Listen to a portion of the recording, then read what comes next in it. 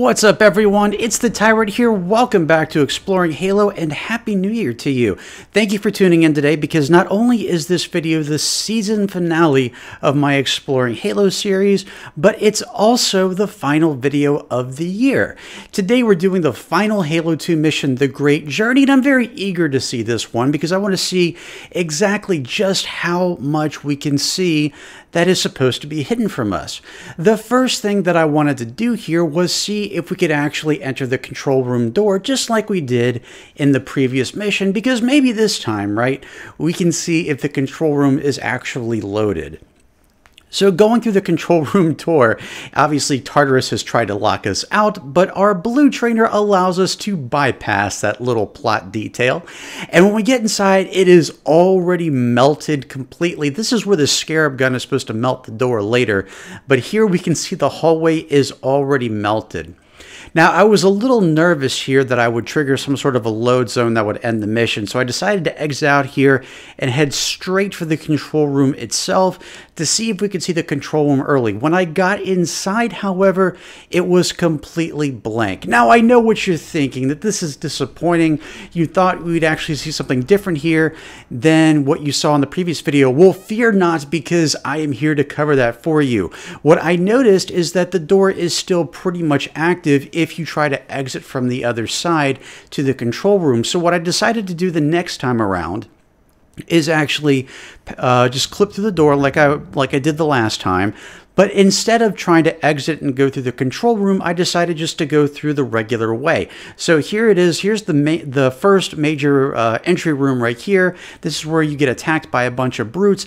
And as you can see, it's completely empty. Now, when you get to the door on the other side, it's locked. But you can, of course, clip right through it using the right trainer. And so that's what we did here. And look, check it out. The control room is here. This is, of course, before Tartarus activates the index with Miranda Key's help, so it looks very different. This is before the 3 platforms spread out. But yeah, here you go. This is a close-up of what the control room looks like before the index is activated.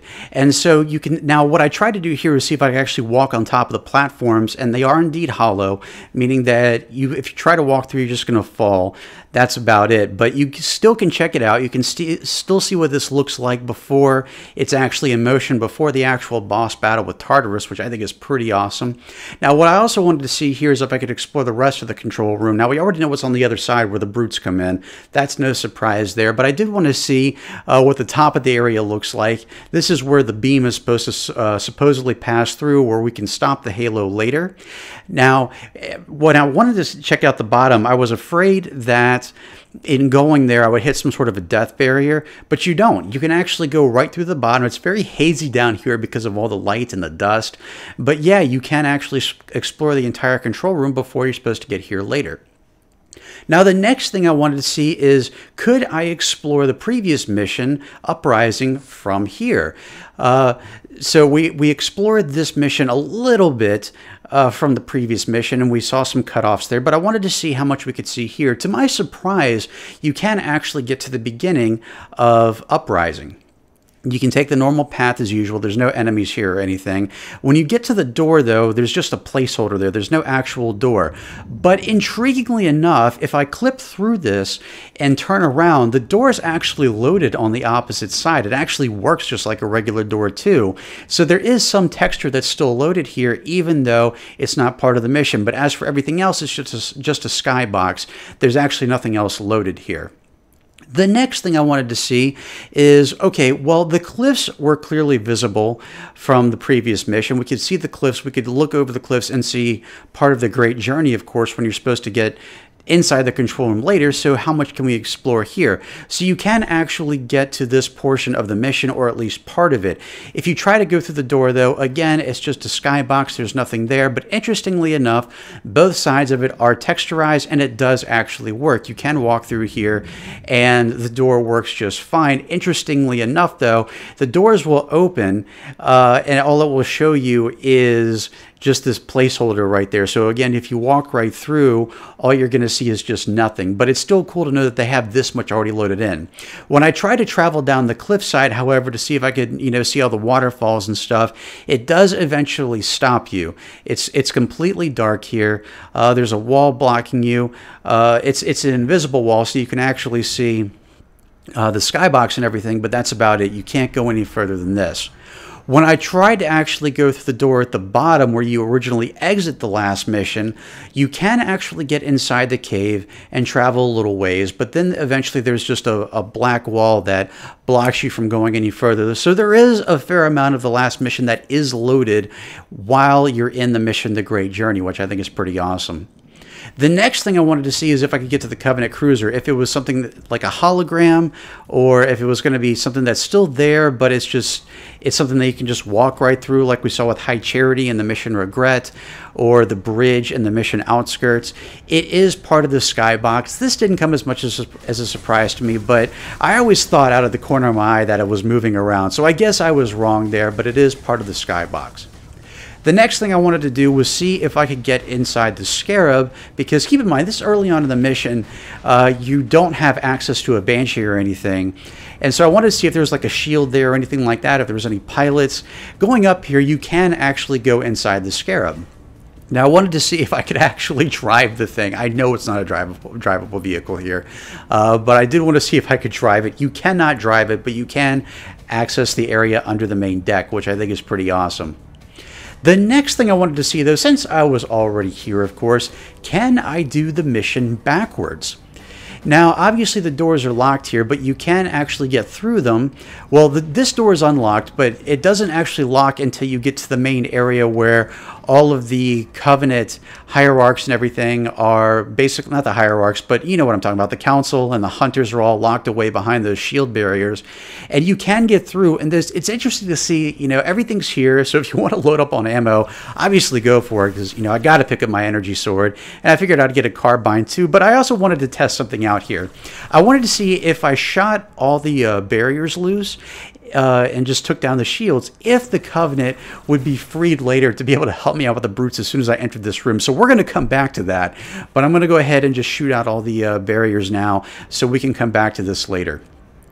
Now, if you go back through the facility, and I'm going to show you this in full. I'm not going to talk the entire time here, but I want to show you this. Now, a lot of this facility, everything's preloaded. A lot of the weapons are here. There are some things that are missing. I noticed that the shade turret later on, when you get to that particular area where you've got the bridge and everything and this big chasm in the middle of the room, the shade turret's not there, but a lot of this is surprisingly already loaded.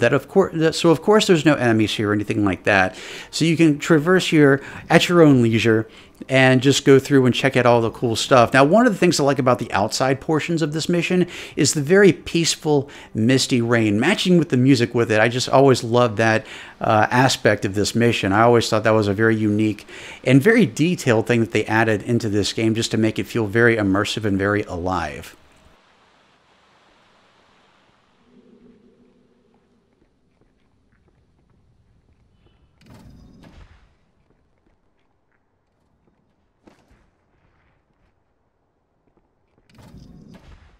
So when we get to the end here, obviously in order to actually proceed through the mission normally, you have to unlock the door by destroying the 2 wraiths that are outside. I think it's 3 on Legendary, but I'm playing this on a lesser difficulty so we can actually get through most of this fairly easily.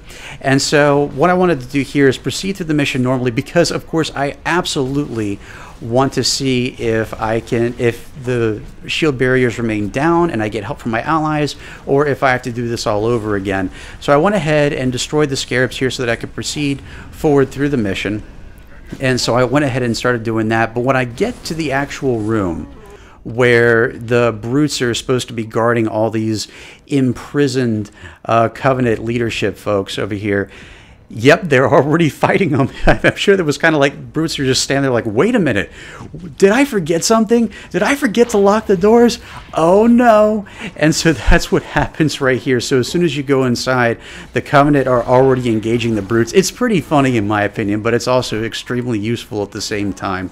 And so obviously, we won this battle. So the next thing that I wanted to see, of course, there is a second phase to the Scarab. And I wanted to see here if if we could actually see Johnson from the inside. And of course, you can actually get up on the Scarab fairly easily with a Banshee, so I just went ahead and skywalked to it just to make it faster. This is the portion of the mission where there's an actual barrier between the upper deck and the lower deck. So you're not supposed to go through here, but we're going to clip through it anyway. And surprise, Johnson's actually not in here. I thought he would be. I thought it'd be a fun little Easter egg or something like that. I mean, they filmed him in the cutscene in here, so I thought he'd be in here for sure. But surprise, he is not actually in here. So that was a little bit of a letdown, but at least now we know that Johnson magically teleports away from the Scarab and then apparently controls it remotely.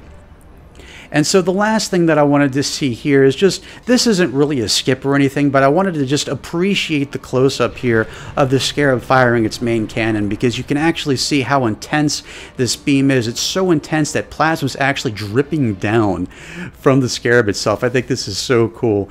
So I'd love to hear your thoughts on this. If you loved what you saw here today, if you learned anything new, and you can let me know what you think in the comment section below. And I want to take a moment to thank you all for taking the time out of your busy day to sit down and watch this video. I really do hope you enjoyed it. And if you did, I hope you'll consider subscribing for more great content right here on MythicTyrant.com. But surprisingly, I am not done quite yet, because I want to thank you all, not just for visiting for today's video, but for being with me this entire year. All of you are great. I love you all. This has been just a very cool year to explore this new series, to explore a lot of different hidden aspects about Halo that I didn't know before. Obviously, going into next year, we're going to do some fun things too. I told you earlier in the year that I might do some things with Halo 2 on Lazo, and so we're going to play with that at the beginning of this upcoming year. I also have a new series called The Strange Adventures of Gravemind that's going to start this week. I hope you guys tune into that. It is not Halo related, but I hope you have fun with it anyway. And you know, we're going to talk about some other games this year. We've got Doom Eternal that's already out. We've got the Resident Evil 2 remake that's coming out. Lots of great games that I want to talk about and review. And if the site stays strong and steady, then towards late summer, early fall, I'm going to reward this entire community by continuing the Exploring Halo series with Halo 3 and Halo 3 ODST. So I hope you guys stick around. I hope you enjoy the new content. And I want to thank you all so much for being here. I hope to see you all right back here next year. Have a very happy and safe New Year's, folks. And as always, I'm the Tyrant, signing off.